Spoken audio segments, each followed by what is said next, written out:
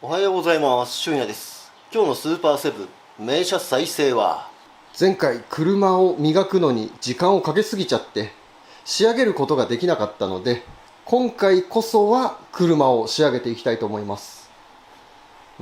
一生懸命磨いただけあって反射具合はものすごく良くなったんですけどね、ちょっとあまりにも磨きに時間をかけすぎたということで、今回やっていく作業はイベントに間に合わせるためにすっ飛ばして塗装しないで組んできた部品とかがあったりしたので、そういう部品もきっちり塗装をして、組み付ける時に傷をつけてしまったりとかして塗装が剥がれた場所、こういうところも塗装をやっていきます。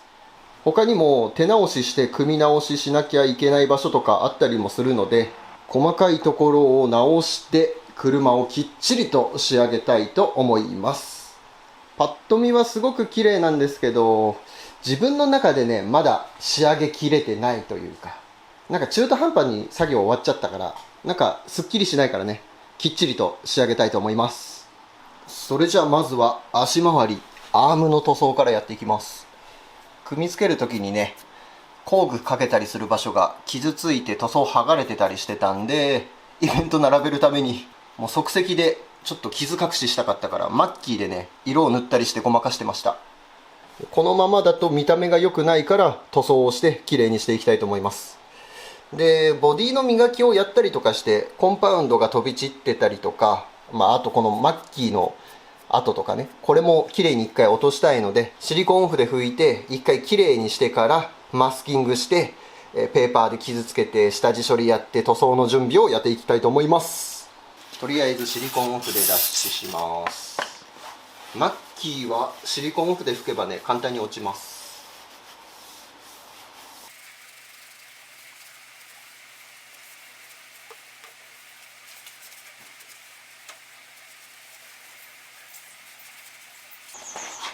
ペーパーで傷落としやっていきます。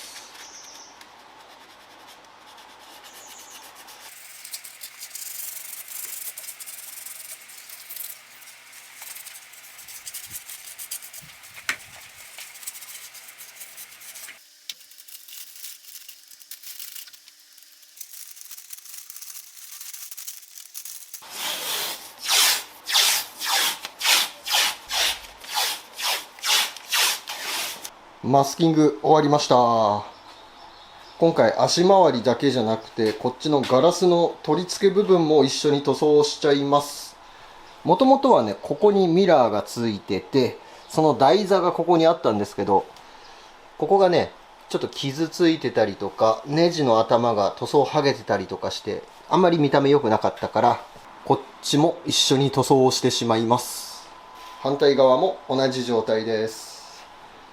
で、ここの傷の部分はちょっと粗めのペーパーでしっかりと傷を落として、全体は600番で足付けした状態になってます。ガラスのフレーム自体は特に問題なさそうだったんで、今回は塗りません。足回りのマスキングはこんな状態です。ちょっと形状が複雑でしっかりと紙貼れなかったんですけど、その分塗り方でどうにかカバーしたいと思います。ガンの突出量を絞ってエアーの強さも弱くして飛び散らないようにしながら綺麗に塗っていきましょう。それじゃあ塗っていきます。パターンも突出量もエアーも全部絞って、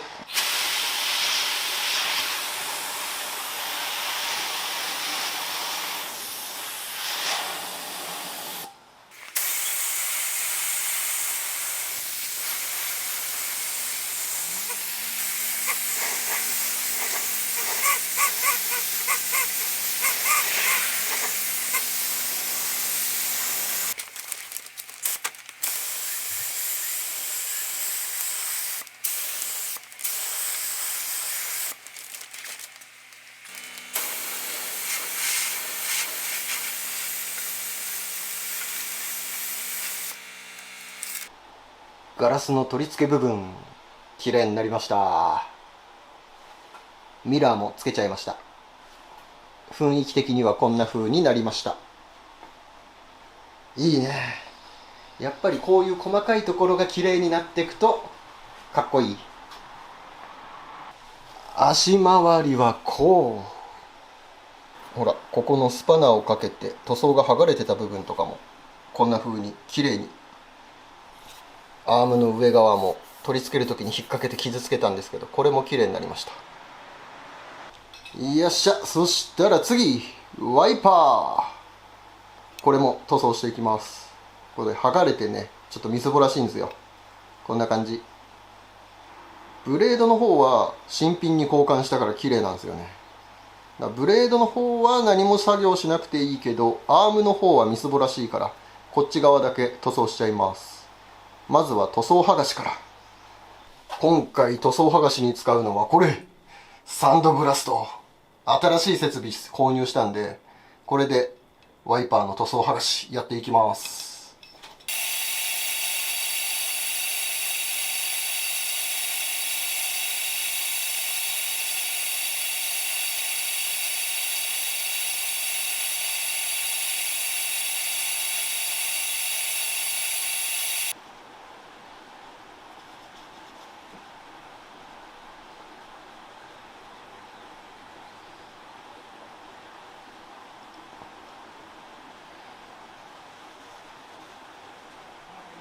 塗装していきます。使うのはサッシュコート、ワイパー塗ったりする専用の缶スプレーです。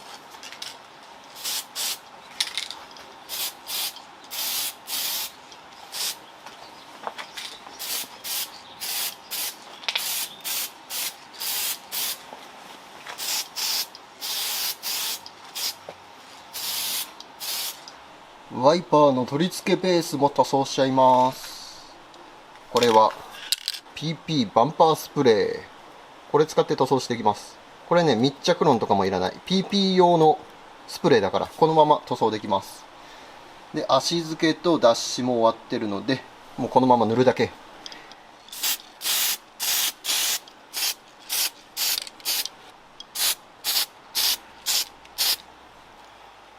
じゃん、綺麗になりました。こっちベースの方。それじゃあ組んでいきます。一応このワイパーの取り付け部分、雨漏れはしてなさそうだったんですけど、リスナーの方からこっからも雨漏れしやすいから何か対策しといた方がいいと教えていただいたんで、ブチルゴムでここの隙間を埋めてからつけていきます。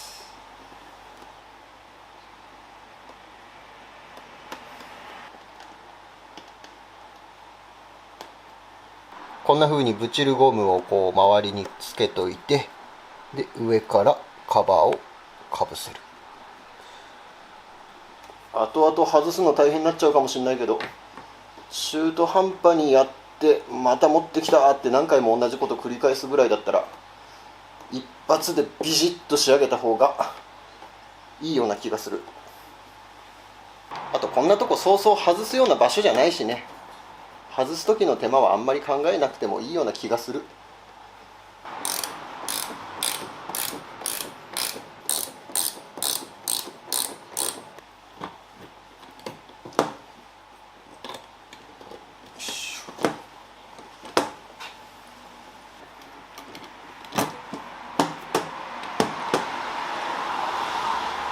いい感じ、綺麗になりました。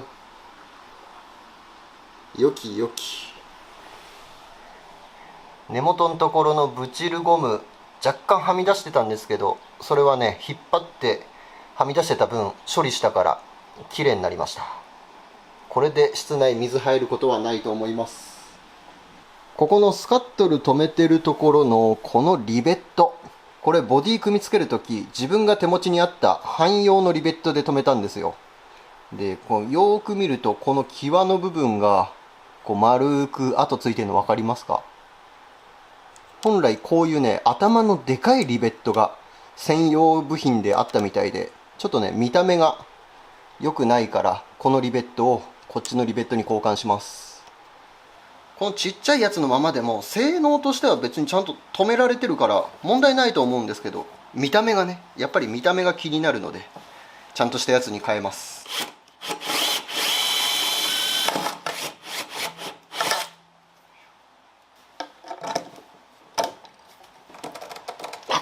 で超過程よこいつ。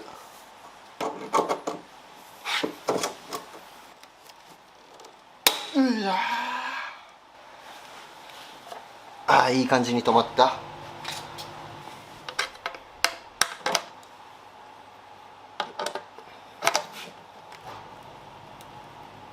買って。よ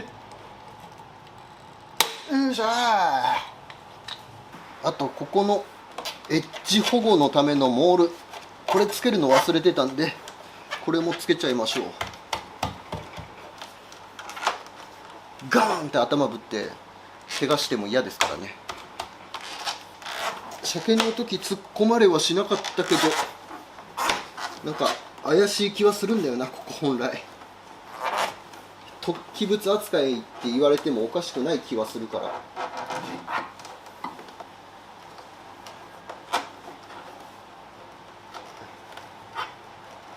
あとはヒューズも交換していきます。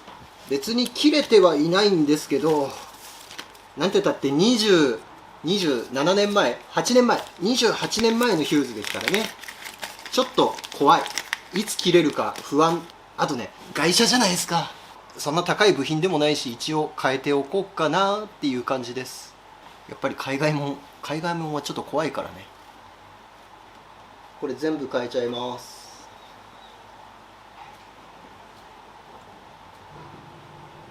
足元、助手席の足元のここにね、こんな感じでヒューズとリレーがセットになってくっついてるんで、これ全部交換です。一応断線とかはしてないんですけど、見た目的に絶対やばいよなって感じで、こっち普通のやつね。今回買ったやつ普通ですよね。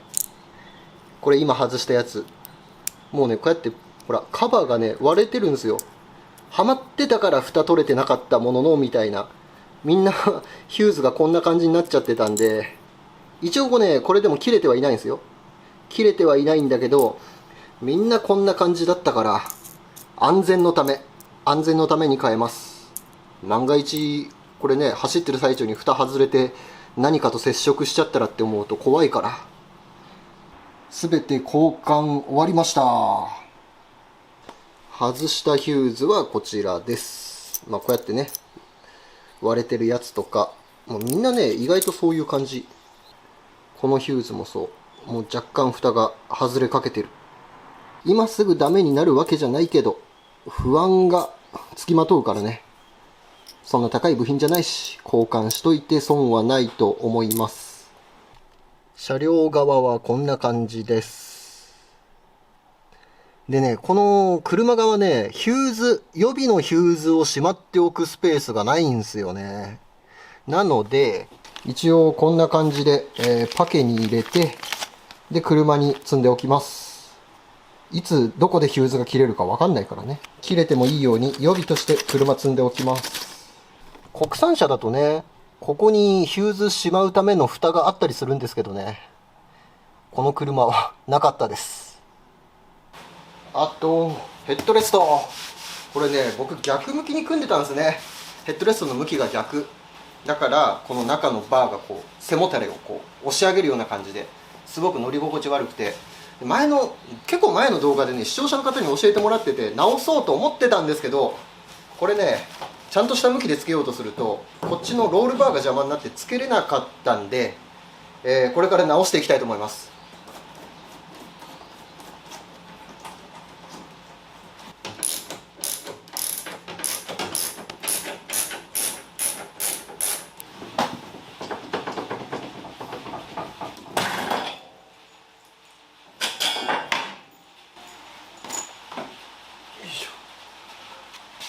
これでヘッドレストが、よいしょよ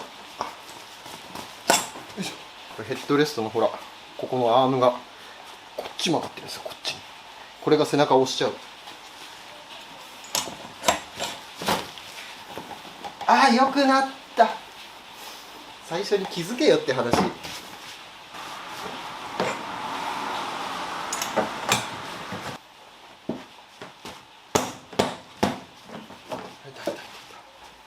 ああ、これでだいぶ乗り心地変わるでしょう。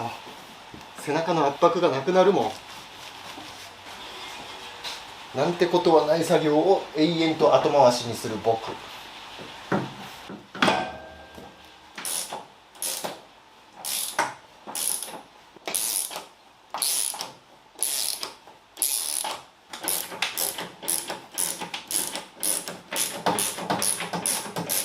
そしてじゃん、ホイールのセンターキャップ、これをつけていきます。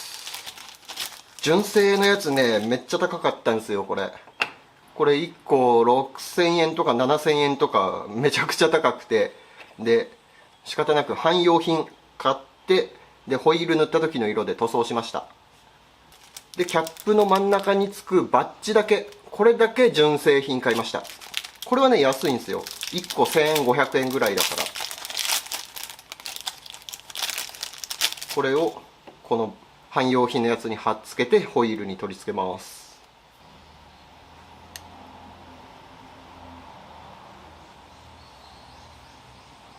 こんな感じかな。よいしょ。お、ちょうどよく中心に貼れた。じゃん。こんな感じ。めっちゃかっこいい。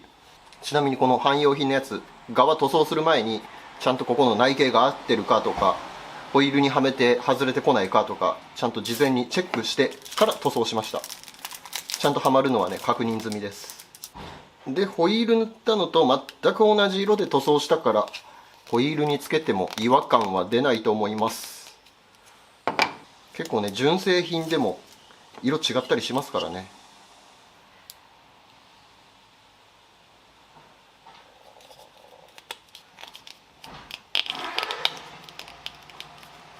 できた。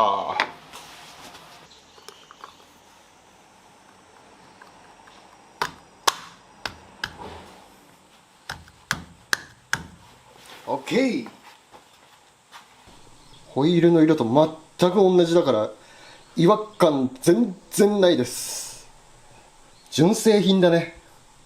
これは本当に純正品っぽい。汎用品でこしらえたとは思えない仕上がり。やっぱり塗装ってすごいね。違和感なく仕上げれるね。リアのホイールもいい感じ。じゃん。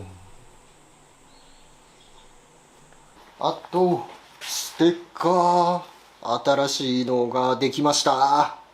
この間このケータハムをイベントに並べた時にね、視聴者の方からケータハムのステッカー作らないんですかってめちゃくちゃ問い合わせがあったので作りました。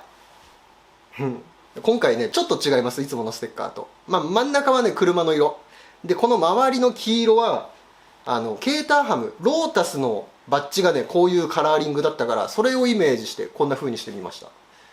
でそのままだとちょっとね面白くないかなと思って、ちょっと遊び心を入れて7マーク、いつもは星になってるところを7マークにして、もうスーパーセブンらしさをちょっと出してみました。これどこに貼ろうか。